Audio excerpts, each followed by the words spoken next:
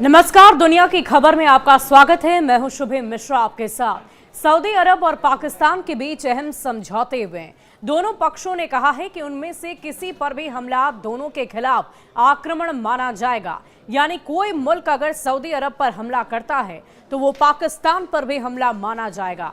इस समझौते पर सऊदी अरब के क्राउन प्रिंस मोहम्मद बिन सलमान और पाकिस्तान के प्रधानमंत्री शहबाज शरीफ ने हस्ताक्षर भी किया है।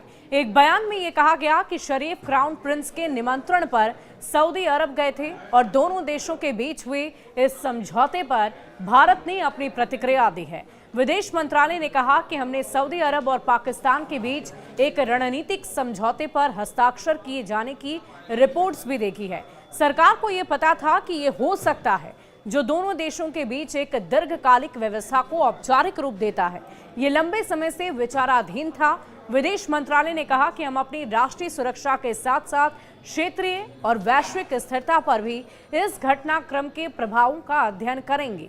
सऊदी का पाकिस्तान के साथ ऐसा समझौता होना भारत के लिए बहुत मायने रखता है, क्योंकि सऊदी के साथ भारत के अच्छे संबंध हैं। और इस समझौते के बाद ये सवाल उठता है कि अगर भारत पाकिस्तान पर हमला करता है तो उस स्थिति में सऊदी अरब का क्या रुख रहेगा। सऊदी के अधिकारी ने क्या कहा, ये भी जानिए। सऊदी अरब के एक अधिकारी ने नाम न छापने की शर्त पर रॉयटर्स से बात करते हुए कहा कि भारत के साथ संबंधों को संतुलित करने की आवश्यकता को स्वीकार किया। उन्होंने कहा कि भारत के साथ हमारे संबंध पहले से कई अधिक मजबूत हैं। हम इस संबंध को आगे बढ़ाते रहेंगे और क्षेत्रीय शांति में हर संभव योगदान देने का प्रयास करेंगे।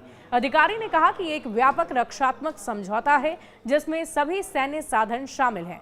पाकिस्तान और सऊदी अरब के बीच दशकों की घनिष्ठ व्यापारिक और सैन्य संबंध लंबे वक्त से रहे। 1967 से पाकिस्तान ने 8,200 से ज्यादा सऊदी सशस्त्र बलों के जवानों को प्रशिक्षित किया है और दोनों पक्षों ने कई संयुक्त सैन्य अभ्यास भी किए।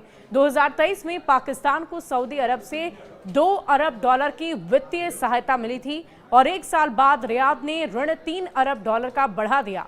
1999 में कारगिल युद्ध के दौरान तत्कालीन सऊदी रक्षा मंत्री प्रिंस सुल्तान बिन अब्दुल अजीज अल सऊद ने इस्लामाबाद के पास पाकिस्तान के मिसाइल और परमाणु ठिकानों का दौरा किया था। वहीं 22 अप्रैल को जब पहलगाम में हमला हुआ तब पीएम मोदी सऊदी अरब में ही थे और इसके बाद भारत ने पाकिस्तान के खिलाफ ऑपरेशन सिंदूर शुरू किया।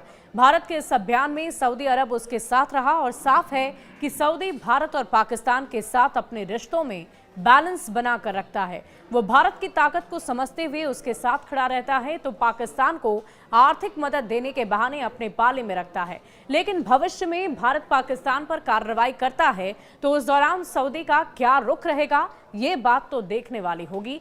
और आपकी इस विषय में क्या राय है, हमें कमेंट सेक्शन में लिखकर जरूर बताइएगा। शुक्रिया।